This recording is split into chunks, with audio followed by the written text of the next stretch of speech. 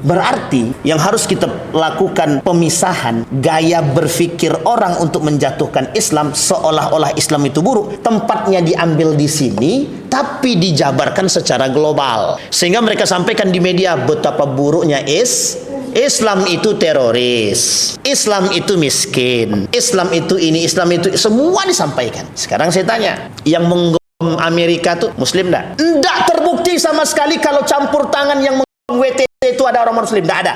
Tidak terbukti sama sekali. Tidak ada satupun yang berani membuktikan bahwa yang ngebom, yang menghancurkan WTC itu adalah orang Muslim. Tidak ada satupun. Coba bayangkan. Tapi mengapa isu yang dibuat itu umat Muslim? Cara menghancurkan Jadi ini permainan kita hari ini, Pak. Sederhana kan?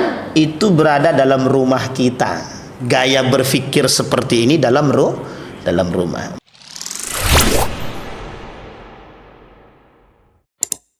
Kemarin kita bahas tentang liberalisme.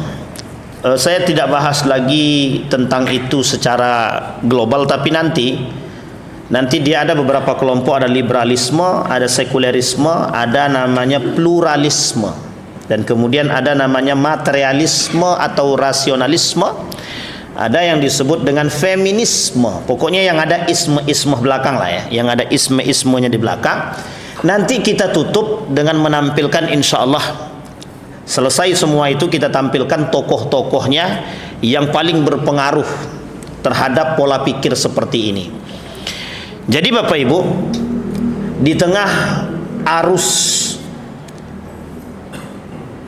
pesatnya Islam atau pesat perkembangan Islam ini, pesatnya perkembangan Islam, arus Islamophobia juga sama. Jadi Islam sedang pesat-pesatnya sekarang gitu. Ini sekarang nih Islam sedang bangkit-bangkitnya, sedang mulai rame-ramenya. Tapi di tengah perkembangan Islam itu ada juga yang disebut dengan kelompok yang tidak suka dengan Islam, yang diistilahkan dengan Islamophobia. Nah, ini perlu dipahami. Islam apa namanya? Islamophobia. Islamophobia itu apa? Ada orang-orang yang fobia. Fobia ini bahasanya, yang arti sederhananya takut, khawatir. Kekhawatiran mereka terhadap Islam. Sebenarnya kita hanya mengungkit sejarah saja. Karena memang sudah pada masanya dulu, ketika Turki Utsmani itu sudah runtuh, di situ mereka memang habis-habisan. Jadi proyek mereka itu habis-habisan untuk membumi hanguskan. Jangan sampai Islam ini ada celah, ada jejak, pokoknya semua dihilangkan. Sejarahnya harus dihilangkan, asarnya, bekasnya harus dihilangkan.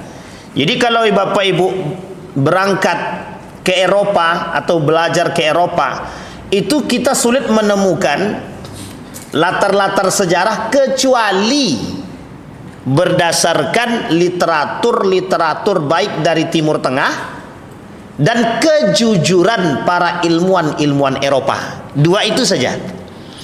Kalau kita bincang dengan mereka, mesti mereka tidak jujur. Kata mereka tidak pernah Islam itu ada. Nah, jadi karena sakit hati. Kenapa mereka bilang Islam itu tidak ada? Karena mereka memang tak suka dengan Islam. Jadi semenjak runtuhnya Turki Utsmani itu, asar bekas daripada Islam itu harus hilang, termasuk nama Islam itu sendiri. Nah, sampai sini paham ya Bapak Ibu ya? Ini biar saya kasih tahu Bapak Ibu, kebencian mereka kepada kita berakar sampai hari ini. Makanya kenapa Amerika benci dengan Islam, Inggris benci dengan Islam, Uni Soviet benci dengan Islam, semua negara Eropa itu pada dasarnya benci dengan kita. Ada alasannya, ada. Apa alasan besarnya? Alasan besarnya negara itu pernah ditaklukkan oleh Islam. Andalusia, yang tak kenal Andalusia tak ada. Isbani, Andalusi. Andalusia ini mencakup negara-negara Eropa yang berada dalam kawasan Andalusia. Makanya ada bahasa Andalusia itu Islamnya Eropa pada masanya. Islamnya Eropa pada masanya, dan itu pusat kejayaan. Masa dinasti Umayyah, dinasti Abbasiyah, dinasti Andalusia, dinasti Mongol, sama Turki Utsmani, ini empat kerajaan besar Islam itu termasuk pusat perkembangan ilmu pengetahuan dan teknologi. Nanti selesai liberalisme ini, kalau ada waktu dan Allah izinkan, kita bercerita tentang sejarah perkembangan ilmu pengetahuan dan teknologi, biar Bapak Ibu terbuka matanya. Oh, ini toh Islam yang sesungguhnya. Biar kita terbuka, biar kita tahu betul enggak Islam itu pernah berjaya pada masanya. Jangan-jangan sebatas cerita. Kita lihat asar peninggalannya banyak sekali, banyak banget, enggak sedikit. Kenapa Ustaz semangat sekali kalau cerita tentang itu? Biar orang ini kembali, Pak. Biar kita ini tak terlalu mengagung-agungkan Eropa. Kita ini terlalu bangga. Hari ini dengan Eropa tuh bangga sangat. Kedokterannya bangga, astronominya bangga. Padahal semua dasarnya jelas. Masalahnya kenapa Islam tidak masuk ke situ? Dia ada pemutus mata rantainya. Pemutus mata rantai inilah yang ingin saya sampaikan kepada Bapak Ibu. Sampai sini paham ya Bapak Ibu ya? Kenapa yang mengambil itu kok, kenapa yang berkembang itu negaranya Eropa? Ada pertikaian antara Imam Al-Ghazali dan Imam Ibn Rushdi. Ini pertikaiannya sengit. Sehingga oleh sebagian ilmuwan barat mengatakan ketertinggalan Islam disebabkan oleh Al-Ghazali, fitnah. Itu fitnah besar itu. Nah, ini kalau dibahas itu jelas itu. Maka sebenarnya faktornya kenapa Islam itu belum sampai ke bulan. Kan ada bahasa begitu. Umat Islam itu masih berkelahi dalam kunut tak kunut. Sementara orang Eropa sudah sampai ke planet. Ya kita tidak perlu bahas planetnya. Untuk masuk surga itu tidak butuh planet sekarang ini. Masuk surga itu butuhnya amal soleh. Kalau planet kita ciptakan tapi kita masih kafir, sampai kiamat juga nggak masuk surga itu. Tapi kita perlu yang namanya Muslim ini tak boleh ketinggalan. Ini tidak ada kaitan istilah dengan FOMO. Kita tidak boleh ketinggalan dengan perkembangan zaman. Makanya kenapa hari ini umat Muslim itu sulit mencari orang-orang yang berilmu dalam istilah sains. Sebenarnya tak sulit, Pak, tak sulit. Hanya saja mereka putus mata rantai itu. Mereka tutupi. Kan baru sekarang ini aja baru nampaknya. Rata-rata ilmuannya Muslim semua. Yang mereka anggap sebagai Marco Polo ternyata belum diuji, belum teruji kebenaran Marco Polo itu sendiri. Manusia yang pertama keliling bumi, yang keliling dunia, yang menemukan benua-benua, yang mereka sebut sebagai pejuang, ternyata belum terbukti. Tapi kalau Ibnu Batuta dalam rihlanya, boleh Bapak Ibu datang ke rumah saya, ada kitabnya, Rihlah Ibnu Batuta, itu teruji secara arkeologi dan secara sains dalam urusan sejarah.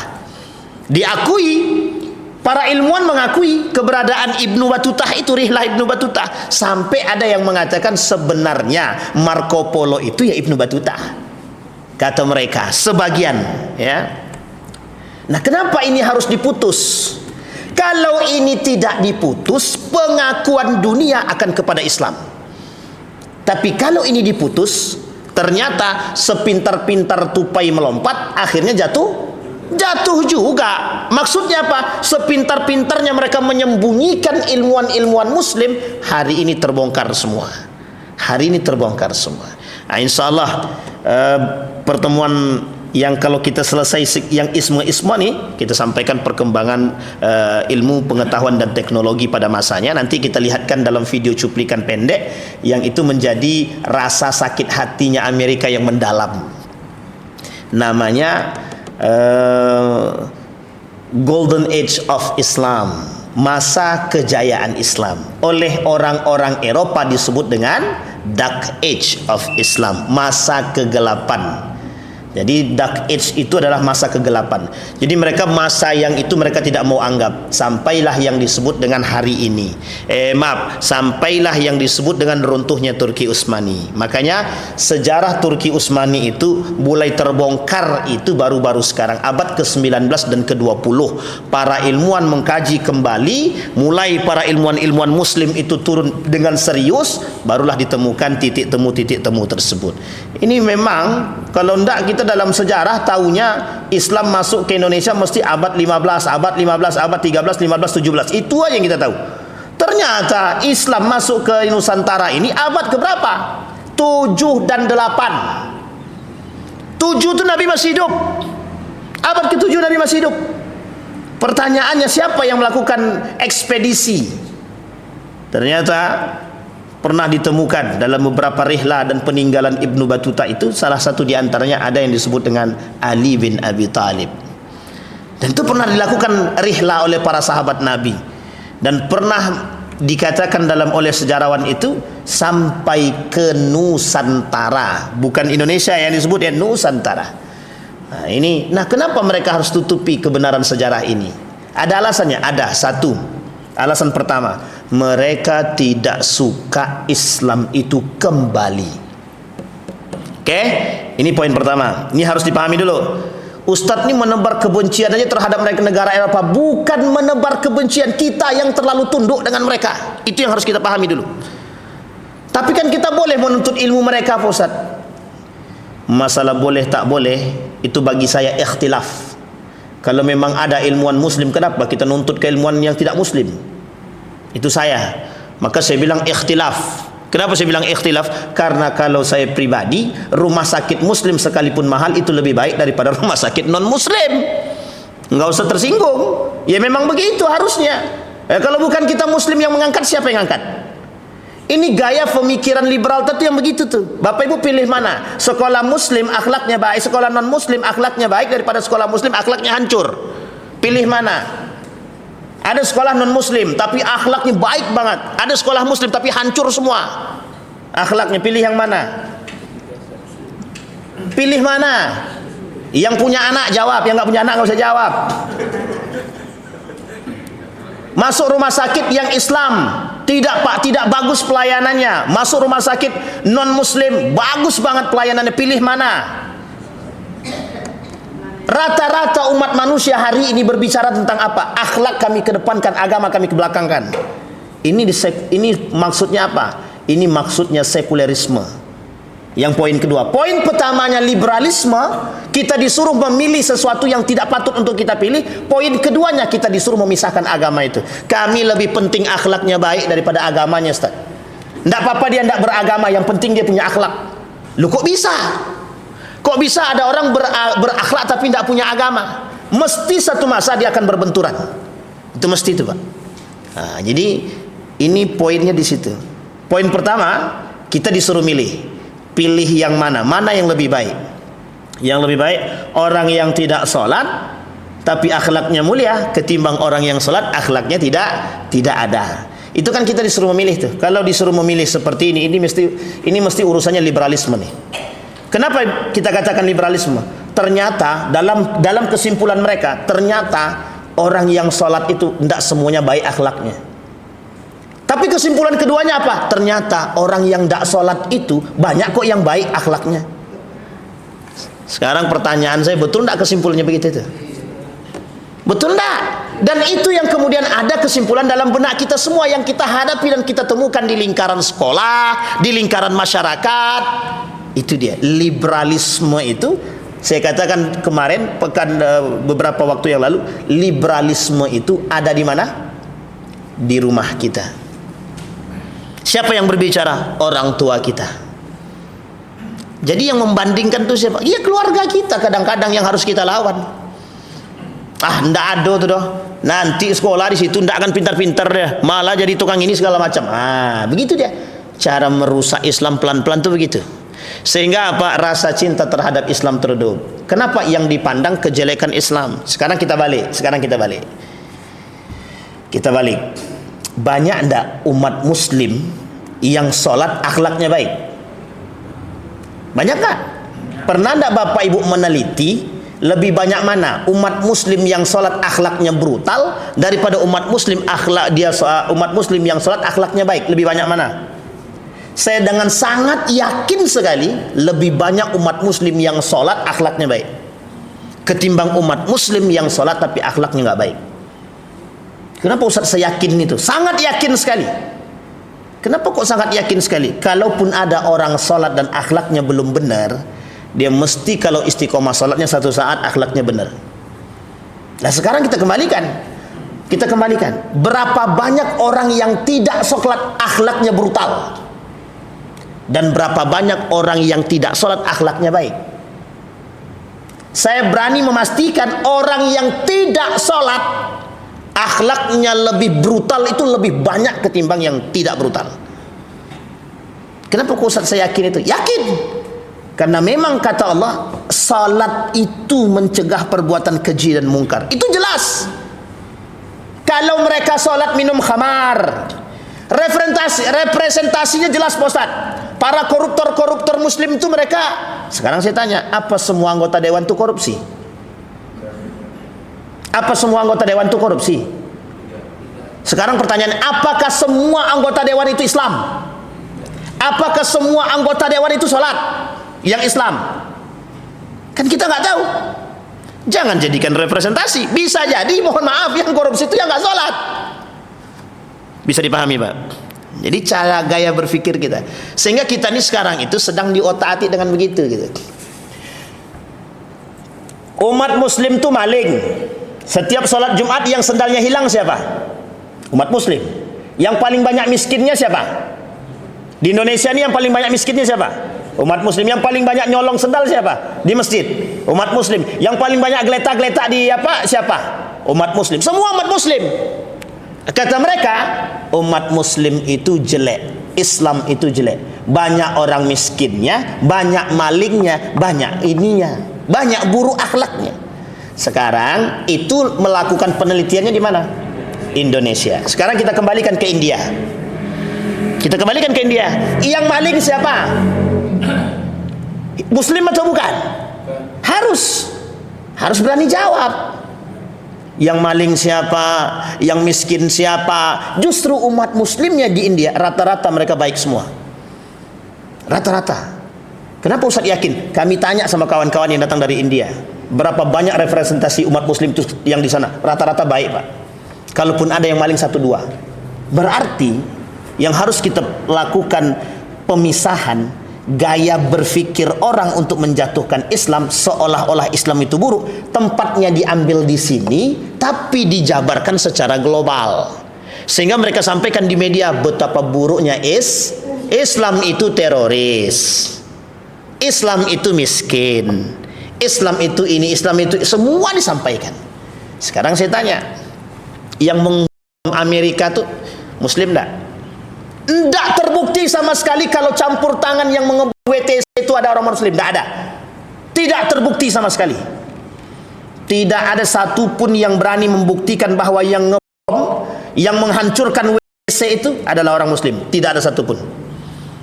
Coba bayangkan. Tapi mengapa isu yang dibuat itu umat muslim? Cara menghancurkan Jadi ini permainan kita hari ini Pak. Sederhana kan? Itu berada dalam rumah kita. Gaya berpikir seperti ini dalam rumah. Makanya porsi agama lebih sedikit daripada porsi dunia. Kenapa kita seperti itu? Ya kita sudah termakan dengan situasi dan keadaan. Kita kembalikan pada poinnya Pak. Nah, itulah yang disebut dengan liberalisme. Artinya kelompok yang berpikir bebas ini ingin mengotak-atik gaya berpikir umat manusia agar mereka tidak menerima Islam dengan cara yang baik. Satu. Yang kedua, tujuannya adalah ingin menampilkan model sekulerisme yang menjauhkan nilai agama daripada kehidupan di dunia, baik itu politiknya, baik itu pendidikannya, baik itu dan lain sebagainya. Sampai satu penelitian pernah mengatakan begini, saya pernah katakan ini kalau saya tak salah di sini. Dalam penelitiannya begini, meskipun penelitian ini diragukan, negara yang paling sejahtera adalah negara yang yang paling tinggi tingkat ateisnya.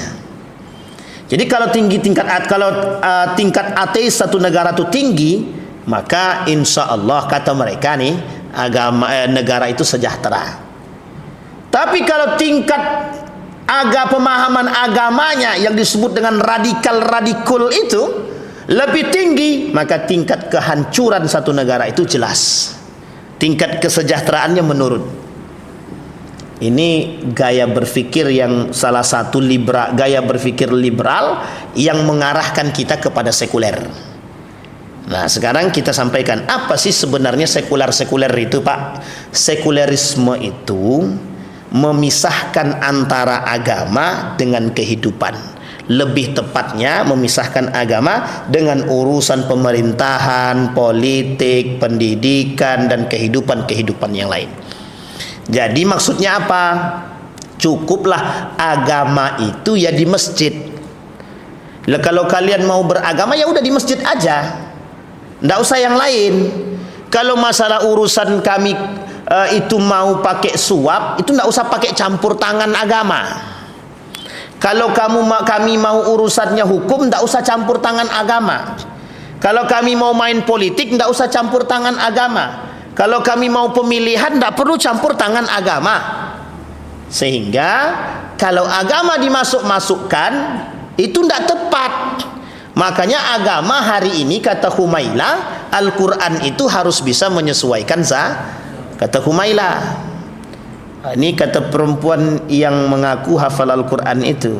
Kata dia, Al-Quran itu sudah tidak cocok atau sudah tidak selaras dengan zaman.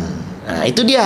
Artinya apa? Udahlah, cukup urusan Quran itu ya sudah di dalam masjid. Itulah yang kita rasakan sekarang.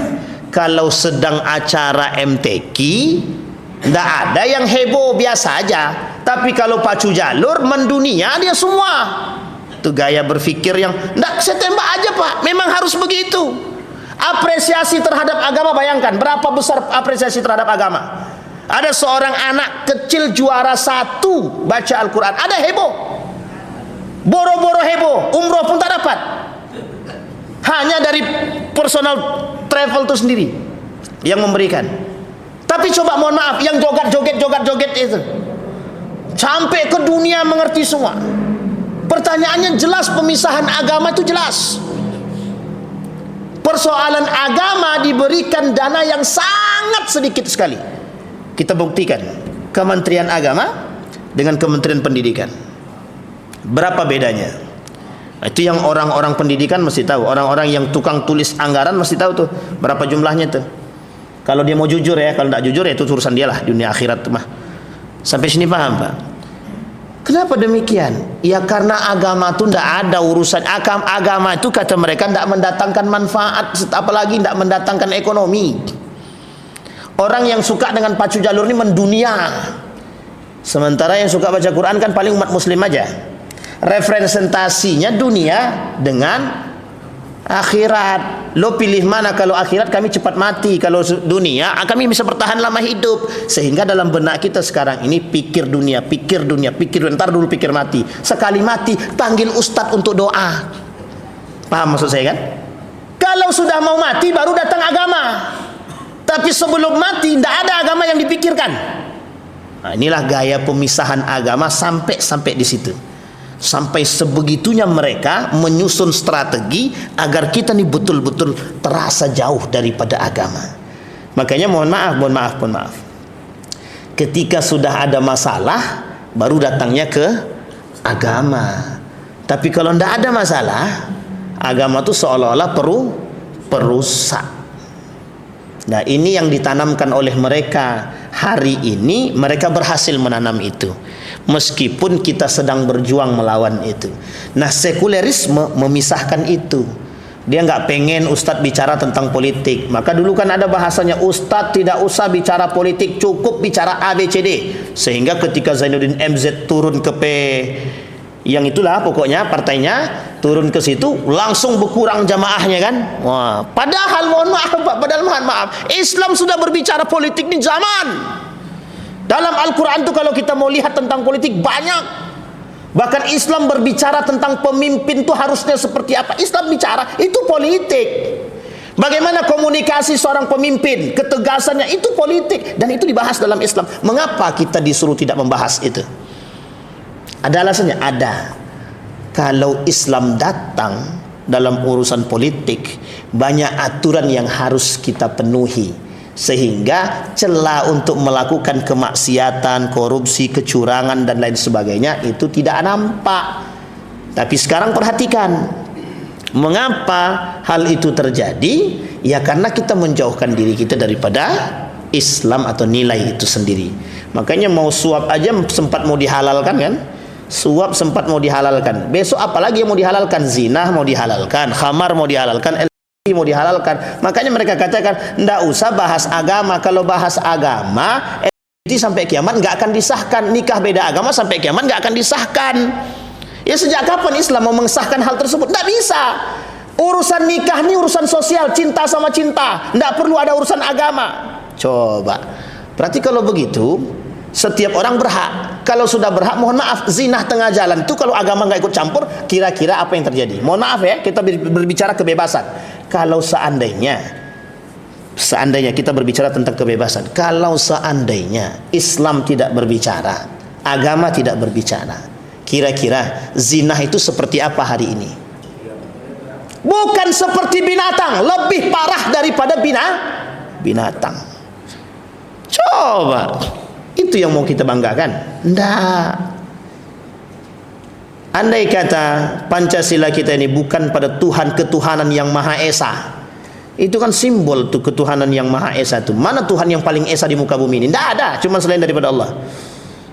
Bagaimana mau esa kalau dia? Tidak usah kita bahas agama yang lain ya. Sampai sini paham Pak ya? Jadi dipisahkanlah antara agama dengan kehidupan, sehingga kita hari ini disuruh mengenyampingkan urusan agama. Agama ntar dulu, ndak usah bawa-bawa agama. Nanti kalau kita pakai agama sampai kapanpun kita nggak akan sekolah-sekolah. Nah, sehingga hari ini yang banyak kita temukan itu seperti itu. Mau masuk sekolah saja itu agamanya disampingkan. Dibandingkan dulu. Kau nanti sekolah agama model kau untuk ini. Kalau kau sekolah kedinasan modelnya begini. Nanti kau masuk sekolah dinas, ujian, PNS, dapat gaji, pensiun, aman. Nah, ini perbandingannya begitu. Sekolah agama sudah swasta, agama tidak bisa kerja di tempat swasta, perusahaan susah, ini segala macam susah. Ujung-ujungnya tukang baca doa dan mati udah. Tinggal anak semuanya tidak punya warisan. Akhirnya apa yang terjadi? Anakmu juga ikut seperti dirimu, miskin juga, melarat sampai 7 turunan. Perbandingannya begitu. Seolah-olah orang yang sekolah agama ini tidak pernah bisa kaya. Khairul Tanjung itu kaya atau tidak? Mau biar Bapak Ibu paham, Khairul Tanjung itu kalau berbicara urusan sholat, Bapak Ibu boleh cek deh secara pribadi dia. Ceklah. Biar Bapak Ibu paham. Jadi jangan dikira agama itu cuma sampai di situ. Din Samsudin itu jadi apa dia? Ma'ruf Amin jadi apa dia?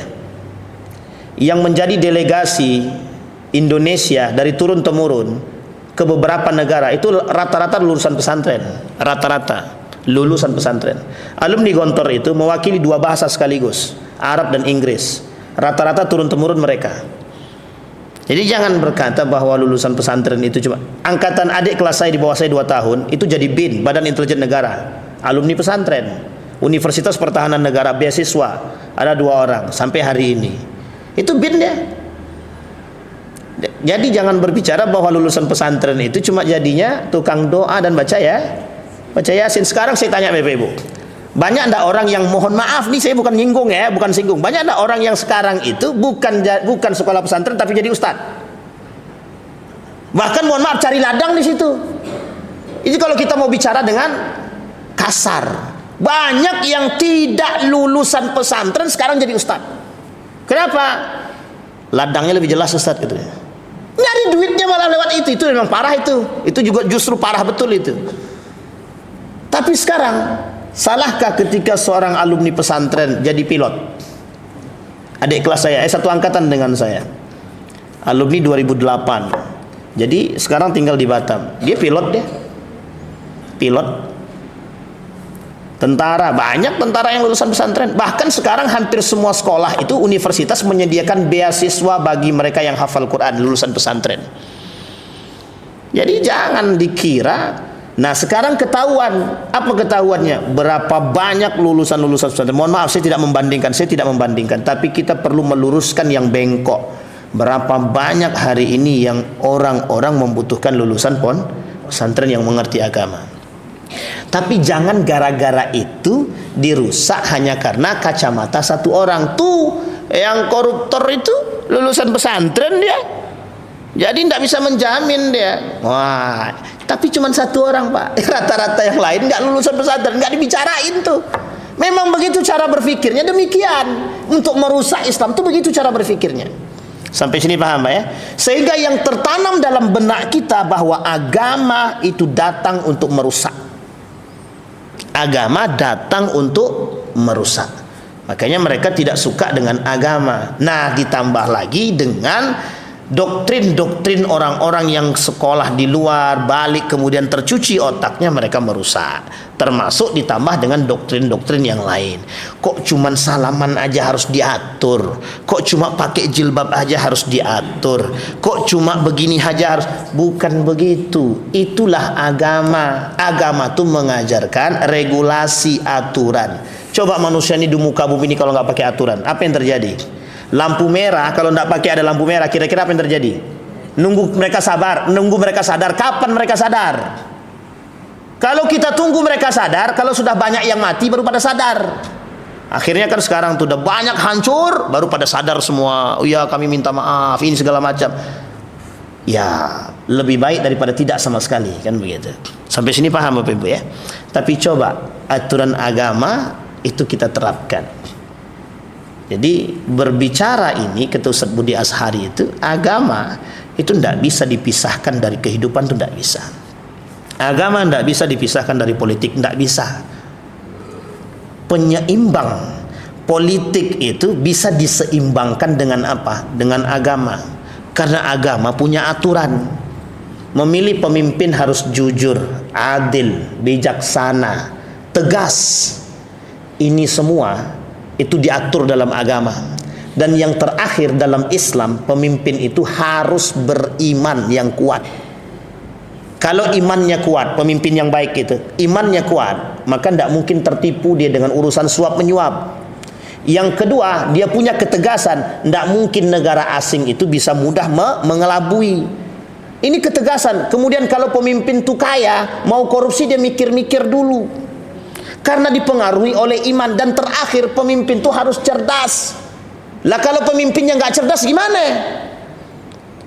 Coba bayangkan kalau pemimpin ini, mohon maaf, ini tak ada kaitannya dengan ijazah palsu ya. Gimana kalau seandainya pemimpin itu, mohon maaf, kalau pemimpin itu nggak benar, nggak cerdas. Kita butuh kecerdasan, sangat Pak, butuh kecerdasan. Jangankan memimpin, sholat aja kita butuh ilmu kok. Sholat itu memang tak butuh ijazah, tapi sholat kita butuh ilmu. Apalagi memimpin negara yang besar ini. Orang beriman tidak akan mungkin mau mempertaruhkan diri dia masuk ke dalam neraka. Tidak mungkin Pak, tidak mungkin sama sekali. Maka wajar Sultan Abdul Hamid itu ketakutannya terhadap kezaliman itu sangat dia takuti. Apa kata Sultan Abdul Hamid? Datang ke rumah seorang yang buta, yang dia anggap sebagai bapak dia. Apa kata yang buta ini tadi? Abdul Hamid ini, dia akan memberikan kepadaku makanan yang halal. Ditanya sama kawan Abdul Hamid, seberapa yakin engkau makanan yang diberikan Abdul Hamid kepada dirimu itu halal? Dijawab sama yang buta tadi, saya bisa merasakan dengan hati dia, tak mungkin dia memakan sepeser pun yang haram dia masukkan, karena dia takut akan ancaman Tuhan, kata dia. Coba kalau sempat pemimpin kita begitu, takut dia.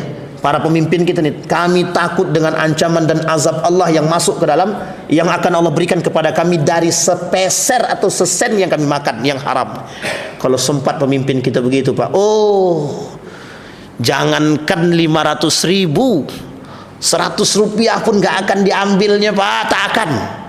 Nah, itu kalau pemimpin kita. Tapi kalau dasarnya yang masuk yang haram, itu yang susah. Ya memang dagingnya itu ya haram juga isinya, gimana? Sampai sini paham ya Bapak Ibu? Nah, dampak daripada Nah, ini dampak dari sekulerisme. Inilah dampaknya. Akhirnya apa?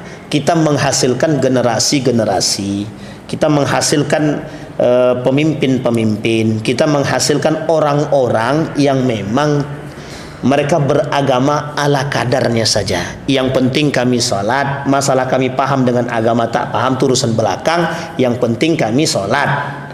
Akhirnya apa? Mohon maaf, apa akhirnya? Ilmu agama mereka tidak punya, tapi ilmu yang lain mereka punya. Mana dominasi yang paling kencang? Dominasi yang paling tinggi adalah ilmu yang biasa di bawah ilmu agama. Padahal kata seorang ulama besar Malaysia, filsuf, seorang ahli filsafat Malaysia, lahir di Indonesia, namanya Profesor Dr. Sayyid Naqib Al-Attas. Ilmu itu ada dua. Satu ilmu biasa, yang kedua ilmu wajib. Ilmu wajib ini adalah ilmu agama. Itu wajib dituntut oleh setiap umat muslim. Setiap manusia wajib menuntut ilmu ini, wajib. Mau dia ahli ekonomi, teknik, kimia, fisika, segala macam, dia wajib menuntut ilmu agama, wajib. Tapi kemudian ilmu fisika, ilmu kimia tak ada wajibnya, kecuali di kampung tu memang tak ada yang nuntut. Maka menuntut ilmu yang lain kalau tidak ada yang nuntut, hukumnya wajib. Sampai di sini paham apa Ibu ya? Fardu kifayah namanya. Fardu kifayah itu kalau dalam masjid ini tidak ada yang ahli kedokteran, maka wajib ada yang nuntut ilmu kedokteran itu. Jadi hukum menuntut ilmu kedokteran ini wajib. Tapi kalau sudah ada satu atau dua orang yang nuntut ilmu kedokteran, maka menuntut ilmu kedokteran lagi jadi tidak wajib. Tapi ilmu agama, mau teknik dia, mau kimia dia, mau apa dia, apa kata Habibie, nyesel dia. Habibie itu pernah nyesel, Amin Rais nyesal juga. Tahu penyesalan Amin Rais dan Habibie itu apa? Penyesalan cuma satu, mengapa mereka tidak belajar agama secara mendalam, dan mengapa mereka tidak punya anak yang lulusan pesantren. Kenapa? Pondoknya Amin Rais justru diberikan kepada atau disuruh orang lain untuk mengatur, bukan anak sendiri. Itu penyesalan, Pak. Jadi pemahaman agama jangan, memang nyesalnya di belakang, kalau di depan kata Bang itu pendaftaran kata dia. Sampai di sini bisa dipahami Bapak Ibu, kita kembalikan. Nah, sekarang bahasa Arab dalam sekulerisme, di dalam bahasa Arab itu disebut sebagai almaniyah. Almaniyah itu artinya lebih kepada sekuler, berfikir lebih sekuler, lebih terbuka, lebih terpisah. Jadi seolah-olah agama itu memang tidak ada. Makanya kenapa dikatakan negara yang sejahtera adalah negara yang tidak ada agamanya, atau disebut dengan ateis. Semakin tinggi tingkat ateis satu negara, maka akan semakin sejahtera. Kenapa demikian? Karena begini, regulasi dan doktrin itu tidak masuk dalam negara tersebut. Maka yang dihilangkan sama mereka adalah doktrin atau tekanan agama atau aturan-aturan agama. Baik, sampai di sini bisa dipahami Bapak Ibu. Yang ingin tanya sambil jalan, sambil jalan aja Bapak Ibu. Nanti takutnya tak ada waktu untuk bertanya. Baik, nah sekarang kita kembalikan. Pertanyaannya kemudian muncul. Kata Syekh Yusuf Al-Qaradawi, apa sih sebenarnya sekulerisme itu? Kata Syekh Yusuf Al-Qaradawi, yang disebut dengan sekulerisme itu sebenarnya pemisahan terhadap tauhidnya saja.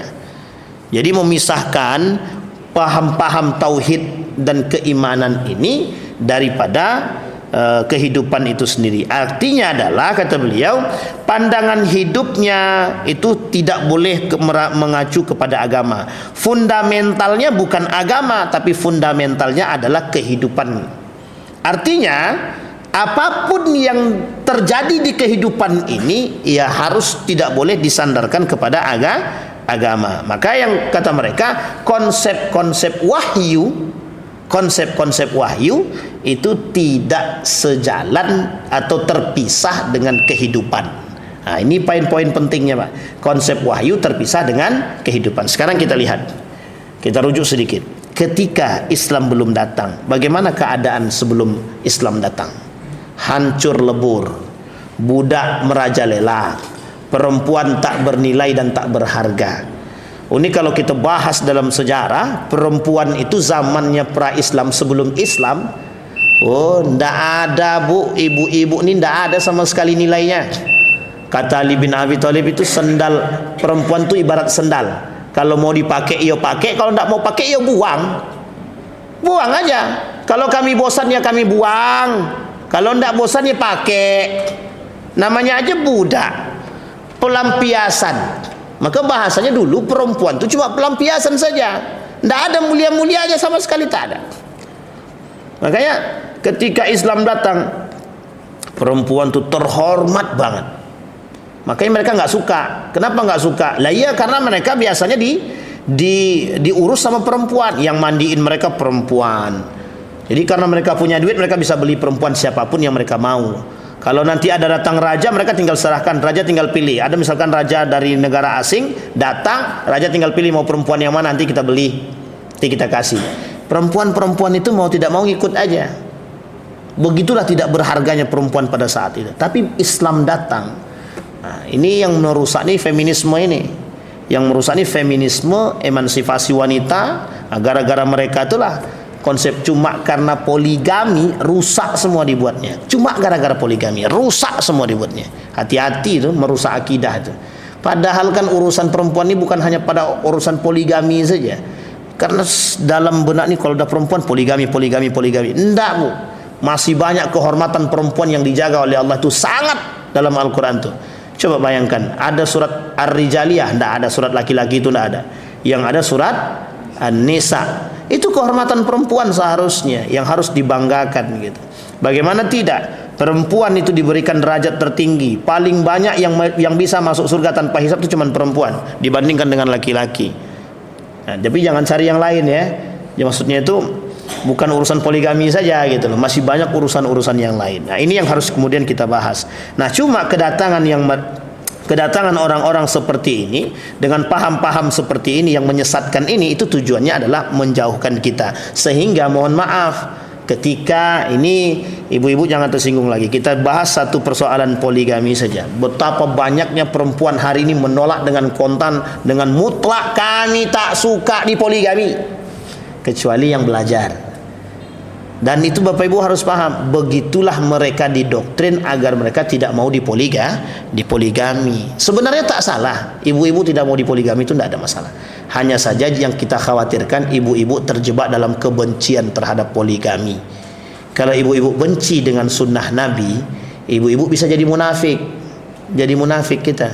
Benci dengan sunnah kalau tidak mau tidak ada masalah. Tolak dengan cara yang baik kok.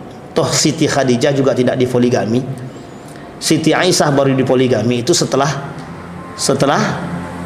kapan? Setelah dinikahi. Dan ketika itu Siti Aisyah berumur 9 tahun. Dan Nabi tidak mungkin nunggu 3 tahun lagi, 4 tahun lagi berhubungan badan. Sampai di sini paham Bapak Ibu. Dan itu pun Nabi juga menikahnya dengan orang-orang tertentu. Nah, kecuali Hafsah dan Maria. Nah, Maria ini dan Hafsah ini, Hafsah itu memang keinginan bapaknya Umar bin Al-Khattab. Sementara Maria itu memang diberikan kepada Nabi, budak perempuan dari seorang raja Mesir, hanya untuk menghormati Nabi, karena betul-betul Nabi itu mulia dalam pandangan mereka. Diberilah seorang perempuan untuk menemani yang bernama Maria yang beranakkan yang disebut dengan Ibrahim. Nah, jadi ada 2 perempuan yang memberikan anak kepada Nabi. Satu Siti Khadijah, yang kedua Jadi Maryam itu sebenarnya budak tapi terasa spesial. Kenapa? Karena yang bisa memberikan keturunan. Meskipun tak lama kemudian anak tersebut meninggal. Sampai sini paham ya Bapak Ibu ya? Ini sejarah. Nah, yang ingin kita coba pahami kepada kita semua, sekulerisme ini memiliki dampak negatif yang besar jika tertanam. Satu dampak negatifnya, sedikit lagi, 1 menit. Dampak negatif daripada sekulerisme ini, yang pertama itu menjauhkan daripada nilai-nilai agama. Itu yang pertama. Yang kedua sebenarnya yang lebih parah, kebencian umat muslim terhadap agama itu sendiri. Sampai sini paham Ibu-ibu ya, Bapak Ibu ya. kebencian umat muslim terhadap agama. Yang ketiga, dampak negatifnya adalah memisahkan nilai-nilai agama, aturan-aturan agama dari kehidupan dunia, baik itu politik, pendidikan dan lain sebagainya. Nanti hasilnya yang keempat. Apa hasil yang keempat? Terjadilah yang disebut dengan pluralisme. Tahu Bapak Ibu pluralisme ini? Setiap orang berhak mengakui kebenaran agama-agama yang lain.